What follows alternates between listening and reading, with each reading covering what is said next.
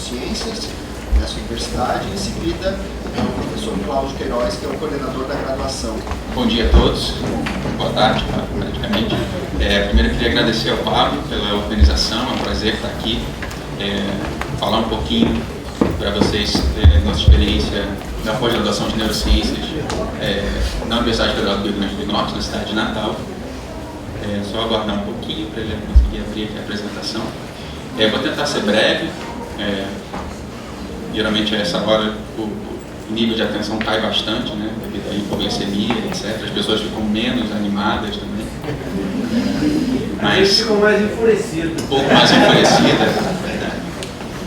Então, bom, nosso programa de pós-graduação na Universidade Federal do Rio Grande do Norte, ele está sediado principalmente no Instituto do Cérebro. Eu vou falar um pouquinho do Instituto do Cérebro mais à frente. Eu sou o coordenador do programa, vice-coordenadora é a professora Catarina Leão, que não pôde estar presente, e o professor Cláudio é coordenador da graduação. Ele vai falar um pouquinho, nos últimos 5 minutinhos, um pouquinho sobre a nossa experiência na graduação, de como a gente está buscando uma relação da pós-graduação com a graduação. Acho que é interessante trazer aqui, e aí à tarde a gente pode discutir isso um pouco mais aprofundadamente na mesa redonda. Sou eu que faço isso, né? Bom, então, o nosso programa é bem jovem. A gente solicitou a criação desse programa em 2009, ele foi aprovado no final do ano de 2009, começou em 2010. Então, a primeira turma entrou em 2010, o curso foi aprovado com o conceito 4.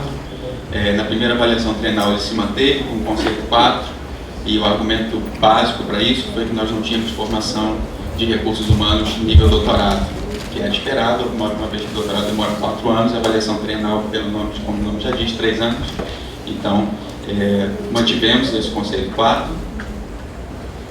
E o nosso programa ele foi criado originalmente com essas 3 grandes áreas de concentração: neurobiologia de sistemas e cognição, neurobiologia celular e molecular, neurociência computacional, neuroinformática, neuroengenharia e neuroterapia.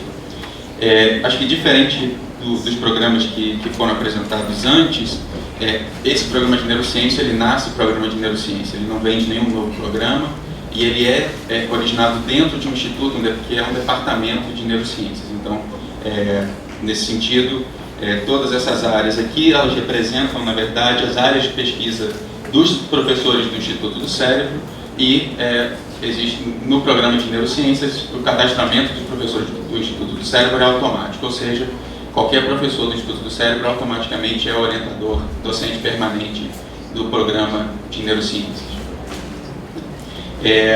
Então, esses são os professores que compõem hoje o nosso corpo docente. Tá? A professora Maria Bernadette, que trabalha com neuroendocrinologia, Adriano Torti, que trabalha com neurociência computacional e análise de registros eletrofisiológicos, o professor Antônio Pereira, o professor Cláudio Queiroz, que é o coordenador da graduação, trabalha com neurofisiologia das epilepsias, Draulio Araújo, ressonância magnética funcional, eu trabalho com desenvolvimento em células tronco, neurogênese, aspectos celulares em geral, o professor Richardson Leão, que trabalha com eletrofisiologia in vitro, principalmente de slices e cultura, mas também em vivo. O professor Rodrigo trabalha atualmente com modelos de autismo. O professor Sérgio Noisvander trabalha com a fisiologia do sistema visual em primatas. Sandro de Souza trabalha com bioinformática. A professora Kerstin, sistema visual também em felinos, em gatos. A professora Catarina, que é vice-coordenadora da pós-graduação, trabalha com sistema processamento auditivo, mais especificamente com a neurobiologia do tinito. E a professora Lia Bevilacqua e Martim Camarota, que trabalham com aspectos de memória. Está faltando aqui o professor Siddhartha, que trabalha também com... ele vai ficar feliz saber que eu cortei ele. Que trabalha com sono e memória. E algumas outras coisas. Agora tem feito coisas com linguagem e aprendizado. Então, como rapidamente vocês puderam perceber, a gente tem professores atuando desde aspectos moleculares e celulares até ressonância magnética funcional, eletroencefalograma, ou seja, partindo desde aspectos mais gerais do comportamento, da cognição, do funcionamento sistêmico, até chegar a níveis celulares e até mesmo níveis moleculares do estudo da neurociência. Então a gente tenta, dentro do Instituto, dentro da pós-graduação de neurociência, gerar esse ambiente multidisciplinar dentro do próprio programa para tentar aumentar, então, a nossa capacidade de abordar problemas neurocientíficos. Então a gente utiliza no Instituto, vou listar algumas abordagens experimentais que já estão hoje sendo utilizadas pelo grupo, né? Então, começando aqui pelos experimentação, análises comportamentais, que são bastante comuns em outros grupos de pesquisa no Brasil e de neurociência e também outros programas de pós-graduação. Celulares e moleculares, aqui envolvendo desde cultura de células até técnicas de engenharia genética mais recentes, como produção de vetores virais, adenovirais, retrovirais, lentivirais, manipulação gênica com RNA de interferência, expressão de moléculas. A gente tem começado a tentar trabalhar com transgênese animal, e então são algumas das técnicas que já estão sendo utilizadas. Uma abordagem computacional, então, utilizando dados oriundos de registros eletrofisiológicos in vitro ou in vivo, tentar modelar computacionalmente o funcionamento de redes neurais. Técnicas de imageamento, tanto in vivo quanto in vitro também, né, tanto utilizando técnicas de microscopia óptica quanto microscopia de fluorescência, microscopia confocal. A eletrofisiologia, que eu comentei brevemente, isso aqui tanto em slices, né, ou culturas de células, mas também em vivo, que é um dos carros-chefes em termos técnicos do Instituto, muitos pesquisadores utilizando registros eletrofisiológicos multicanais durante o comportamento, para tentar entender como diferentes áreas do cérebro estão atuando para gerar determinados padrões de comportamento. Tá? Aqui estamos mostrados de uma forma um pouco mais ilustrativa, né? Então aqui um eletrodo, uma matriz de eletrodos, né, que é utilizada nesses registros eletrofisiológicos em vivo, né? Aqui um exemplo de uma unidade, na verdade várias, né? Parece várias, uma unidade, provavelmente vários disparos no registro eletrofisiológico. A ressonância magnética funcional, que é conduzida pelo grupo do professor Grau no Hospital Universitário. Técnicas de dosar, de checar a expressão de proteína, a expressão de RNAs mensageiros, né, Western blot, PCR, imunohistoquímica, etc. Eletroencefalograma, neuroetologia, neurociência computacional. Eu não sei se você consegue tocar esse vídeo aqui, por favor. Técnicas de videomicroscopia, não sei se isso aqui vai funcionar. Aparentemente não. Bom, mas isso aqui é uma videomicroscopia utilizando indicadores de cálcio, é uma técnica que a gente tem utilizado bastante para fazer imaginamento de níveis de cálcio com um intervalo de tempo bastante reduzido e fazer isso em paralelo com o registro eletrofisiológico. Então a gente tem mostrado que essa técnica, usando uma câmera ultra rápida, a gente consegue detectar com uma grande fidedignidade potenciais de ação, ou seja, atividade elétrica de neurônios, sem precisar fazer eletrofisiologia, mas simplesmente usando técnicas de imaginamento. A optogenética, que é uma técnica que permite manipular a atividade neuronal em vivo ou in vitro, utilizando uma sonda, uma fibra óptica. E técnicas de transplantes celulares, então a gente tem utilizado isso aqui para estudar uma série de fenômenos. Tá? Então essas aqui mostrado em verde são células que foram transplantadas no cérebro de um animal durante o desenvolvimento, e aí a gente estuda isso aqui em terapias celulares e outras abordagens. A gente, no programa, decidiu bem cedo, na verdade, e a gente pode discutir isso um pouco mais à tarde, quais foram as razões disso, mas a gente percebeu no início da formação do programa que, na verdade, os critérios da CAPES e as classificações que a CAPES faz não são absolutos, são relativos, né? Então, eu acho que, na verdade, a gente ficar tentando seguir o que a CAPES fala é um erro estratégico, porque o que a gente faz é o que a CAPES vai classificar. Então, se você faz o que a CAPES manda, a classificação não muda nunca. Então, se você quer mudar a CAPES, você tem que fazer um pouquinho diferente do que ela diz. E uma das decisões que a gente fez, então, era que a gente não ia ficar se preocupando profundamente com as avaliações da CAPES. É claro que a gente se preocupa, mas não profundamente. E a gente ia tentar investir, então, em formar alunos que tivessem mais tempo para fazer pesquisa, mais tempo para se dedicar ao laboratório, então com uma carga de créditos obrigatórios relativamente baixas, com poucas disciplinas obrigatórias. No mestrado, a única disciplina obrigatória é essa aqui, Fundamentos de Neurociências, né, que o aluno precisa cursar todas as...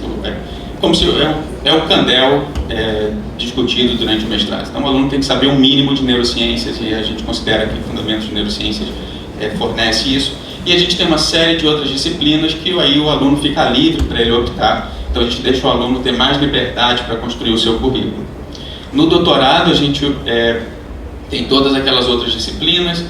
Fundamentos continua sendo obrigatório, e a gente dá uma nova disciplina obrigatória, que são os tópicos atuais em neurociências, que é como se fosse um Fundamentos 2.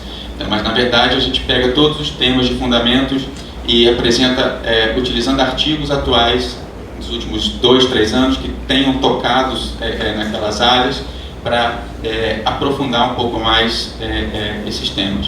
Então, a gente pode discutir mais à tarde um pouco sobre essa estrutura curricular, mas ela basicamente representa todas aquelas linhas de pesquisa que eu comentei, né? Então, passando de aprendizado, memória, até aspectos de biologia molecular, que estão aqui na próxima página, neurofisiologia, etc. Tá?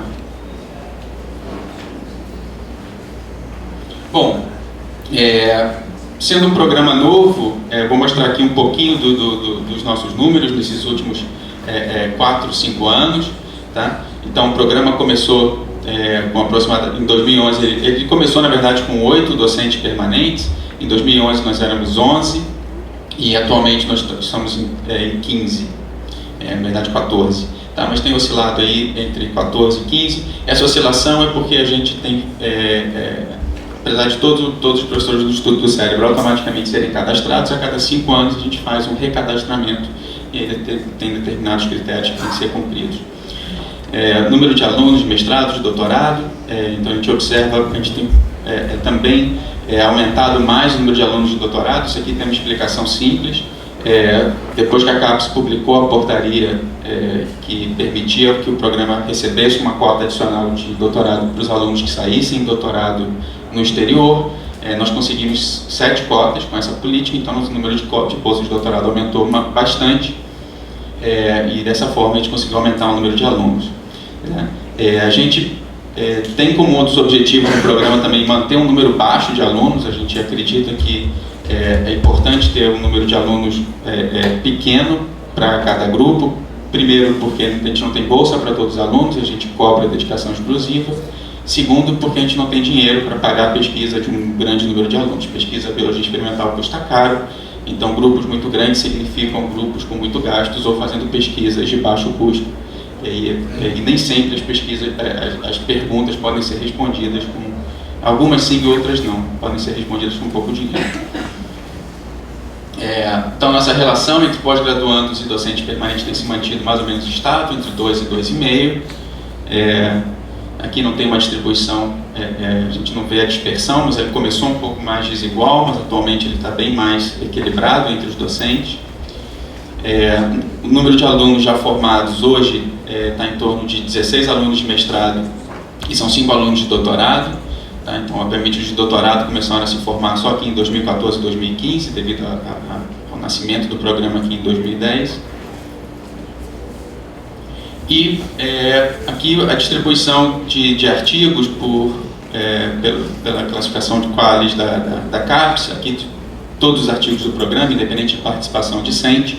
E, então, acho que a gente tem conseguido, de certa forma, manter o nosso pico de publicações aqui em torno qualis A2 e qualis A1, e acho que nesse sentido a gente tem tido sucesso, então, de manter uma produção que não necessariamente precisa ser muito grande, mas que tem que ter a gente espera talvez pelo menos uma classificação pela CAPES um pouco mais elevada. Se isso que isso significa, a gente pode discutir depois, mas essa é a classificação pelos critérios atuais. E a participação com discente, obviamente ela começa muito baixa, porque o programa é novo, então a maioria das publicações no início são publicações dos docentes que chegavam ao programa ainda com artigos e dados para serem publicados das seus pós-doutorados ou de outros locais onde eles atuavam antes. Mas ela vem crescendo ao longo desses anos. Em 2014 foram 12 e esse ano, nesse primeiro semestre, já são 5 artigos com participação discente. Então a gente tem conseguido, aos poucos, transformar a publicação que os docentes tinham no início em publicações com participação dos alunos do programa, e obviamente isso aqui tem que melhorar, mas a gente tem trabalhado para isso. A gente conta com colaborações com vários grupos dentro do Brasil, então Instituto de Biofísica na UFRJ, Departamento de Neurociências de Ribeirão Preto, Física, Departamento de Engenharia Elétrica de São Luís, e vários outros, não vou falar de todos aqui. Boa parte dessas colaborações provenientes também do histórico dos docentes, né? Então os docentes trazem as colaborações dos locais onde eles fizeram seu doutoramento ou começaram a exercer sua atividade como docente, e o mesmo nas colaborações internacionais. Então todos os docentes do Instituto tiveram alguma experiência no exterior, durante o pós-doutorado principalmente, mas também durante o doutorado em alguns casos, e mantiveram colaborações com seus laboratórios, os laboratórios que fizeram parte ou estabeleceram novas colaborações. Então colaborações por exemplo, com Scripps, Maxi Planck, Universidade Rockefeller e vários outros. Então todas essas colaborações são muito importantes e muitas delas são financiadas por programas bilaterais da CAPES. Então atualmente nós temos 9 programas bilaterais aprovados e ativos no programa. E o que eu fiz aqui, acho que eu tirei o bicho. Pronto, para acabar de ver isso. Não? Então não sei, vou voltar. Pronto, então nossa estrutura física hoje ela basicamente um imóvel está localizado fora do campus central da universidade, tá? E na verdade era uma clínica e uma casa que foi transformada em laboratório. Atualmente nós temos um segundo imóvel vizinho, onde a gente abriga toda a pesquisa do Instituto e da pós-graduação de Neurociências. E 2 semanas atrás foi feita uma licitação para a construção desse prédio que vai ficar dentro do campus, e a gente quer ser otimista e acreditar que em 3 anos isso aqui deve estar construído, mas até lá a gente vai ficar trabalhando aqui mesmo, tá? Então, mas são 1.500 metros quadrados e a gente tem sido bastante feliz ali dentro, se divertido bastante e feito uma pesquisa que eu considero pelo menos divertida. Tá? Esse aqui é o nosso site na web, quem quiser dar uma olhadinha, a gente tem lá sobre o Instituto. Eu copiei a página em inglês, mas tem a versão em português também. Então a pesquisa, toda a estrutura de ensino do Instituto, os trabalhos que dão as publicações mais atuais, então a gente sempre tem na primeira página. As publicações estão lá disponíveis, apesar de nem todas as revistas gostarem muito disso, mas a gente coloca lá e argumenta que afinal de contas isso aqui é pago com dinheiro público, então tem que estar disponível. E eventos também, vou só aproveitar rapidamente meus últimos 30 segundos para fazer a propaganda. A gente vai estar fazendo logo depois da IPRO esse simpósio, The Changing Brain, basicamente sobre desenvolvimento, mas tem também algo sobre neurogênese do cérebro adulto.